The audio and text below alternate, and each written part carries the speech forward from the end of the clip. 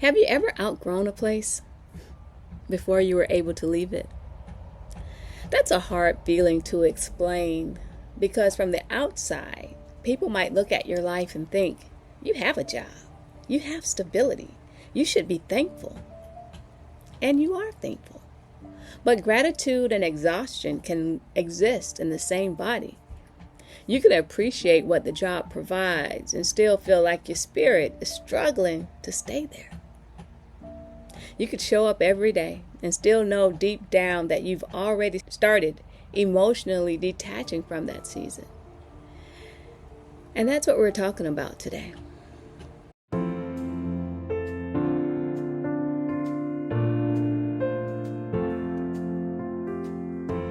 Hey y'all, welcome back to Ways of Change. I'm Vanessa. This is day 93 of me showing up every single day on this journey of reinvention, transition, and trusting God while I try to make sense of what's next. Today, no applications were submitted. There just wasn't anything in my wheelhouse to apply for. But I did complete my engagement hour on LinkedIn. So I'm still staying consistent, still staying visible, still doing my part. And today is Good Friday. Everything feels quiet. The energy feels slower, more reflective, more sacred. And maybe it's just me, but quiet days have a way of making you hear yourself more clearly. So today's topic is real personal. We're talking about the emotional turmoil of being stuck in a job you no longer enjoy while waiting for the next door to open. And man, this one hits close to home because lately I've been finding it difficult to show up positive every day for work when deep down I know I'm ready for something different. There's a special kind of emotional exhaustion that comes from staying somewhere your spirit has already outgrown.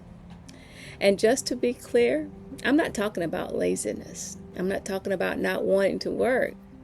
I'm not talking about refusing responsibility. I'm talking about the kind of tired that comes from having to keep functioning in a place that no longer feels aligned. That kind of tired is different. It's the kind where your body is present, but your heart is somewhere else. You're answering emails, you're attending meetings, you're completing tasks. You're doing what you need to do, but internally, you may already be grieving the fact that this season doesn't quite fit the way it used to. And I think that grief is real because sometimes what wears us down is not just the work itself, it's the disconnect. It's the feeling of knowing you're still here while something in you is already reaching for that next chapter. That in-between place is emotionally draining because you're not fully settled where you are anymore, but you're not yet released into what's next. So now you're living in the middle. And the middle is a rough place because the middle still requires professionalism. It requires you to smile, to engage, to be kind, to be productive, to keep going. Even when inwardly you're tired, even when inwardly you're frustrated, even when inwardly you're wondering how much longer you have to keep doing this. And that's the part people don't always see. Sometimes burnout doesn't look dramatic. Stella says hello. Sometimes it doesn't look like a breakdown. Sometimes it looks like a person who is still functioning, still performing, still meeting expectations beautifully, while quietly carrying emotional fatigue. And if I'm being real, that's where I've been brushing up against things. Because it's getting harder to manufacture positivity when what I'm really feeling is weariness. Now, let me say this carefully. I'm not saying I can't be grateful. I am. I'm not saying I don't understand responsibility. I do. I'm not saying I don't know that this job has served a purpose in my life, because it has. But there comes a point where you could feel that a season is ending internally. long before anything changes externally. And that creates emotional tension. Because what do you do when your paycheck is tied to a place your peace no longer wants to live in? That's real. And I know I'm not the only one who's felt this. There are people going to work every day, doing what they have to do, handling business, staying professional, all while whispering to themselves, Lord, please let the next door open soon. And sometimes the hardest part is that you just can't leave. That's what people don't understand. Social media will make it sound so simple. Just quit. Choose yourself. Walk away. Start over. And yeah, sometimes that is the answer. But sometimes life is more layered than a quote. Sometimes you still need the income. Sometimes you still need the benefits. Sometimes you're trying to leave wisely, not impulsively. Sometimes you're trying to be obedient and responsible at the same time. And that can feel like a tug of war inside your chest. Because part of you wants relief now, and the other part of you knows you need timing, wisdom, and strategy. So now you're trying not to become bitter in a place that feels heavy. You're trying not to lose your integrity. You're trying not to let irritation shape your attitude.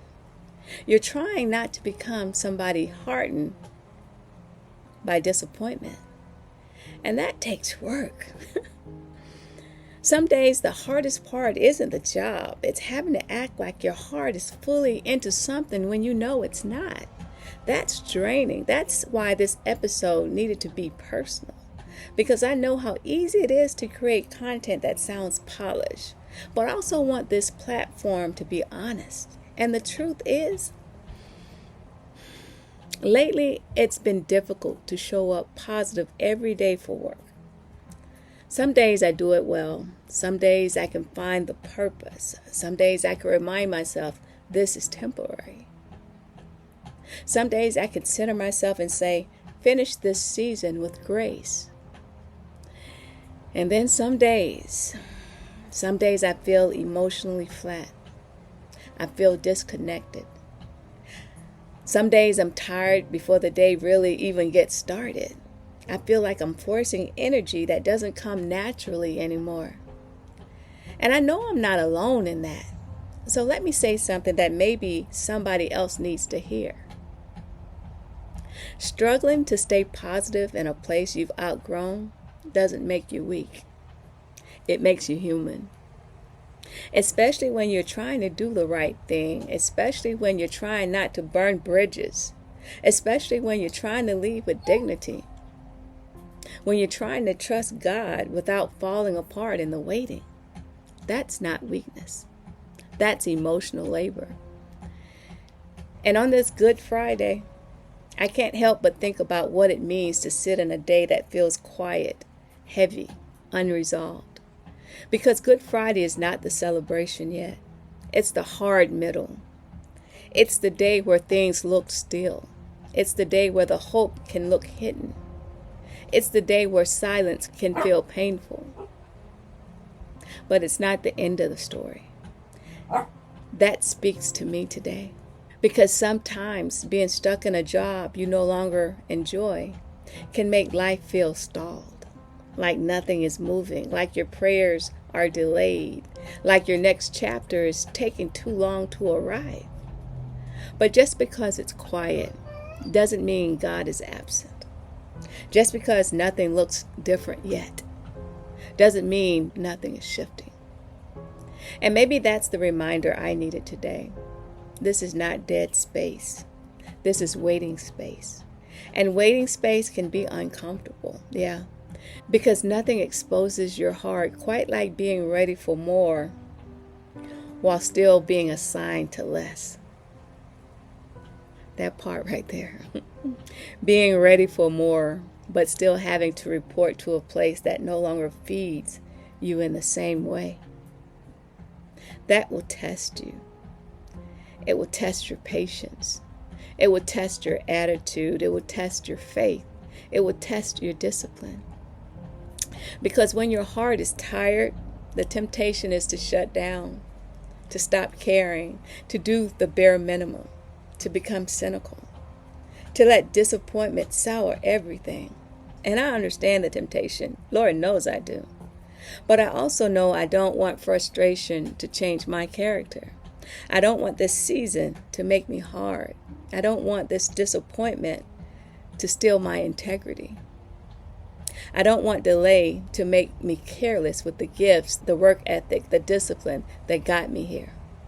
So lately, my prayer has been simple.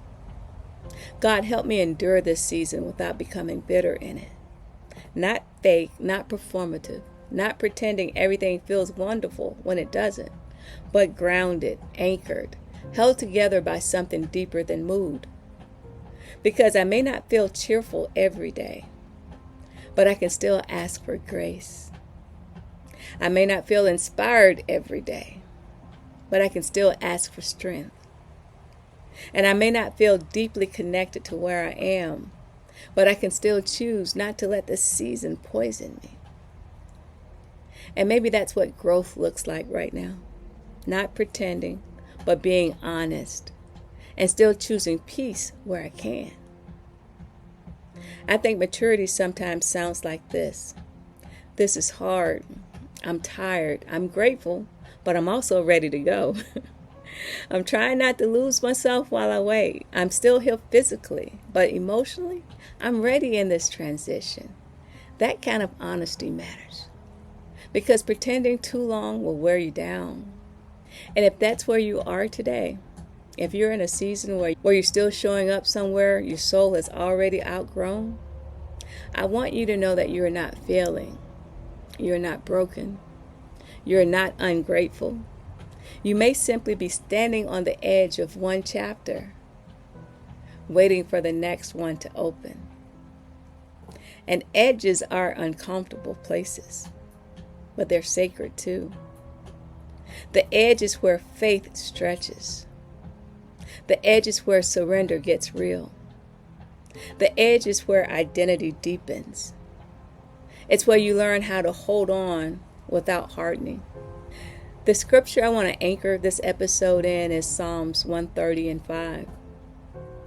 I wait for the Lord, my soul doth wait, and in his word do I hope. That verse feels especially fitting for today, because sometimes waiting is not passive. Waiting is emotional. Sometimes waiting is heavy. Waiting looks like showing up every day while your heart is quietly crying out for change. But this scripture reminds me that while I'm waiting, I'm not empty-handed. I can wait with hope. I can wait with faith. I can wait believing that God has not overlooked me. And that's where I'm trying to stay grounded. Not in my frustration, not in my exhaustion, not in the silence, but in his word.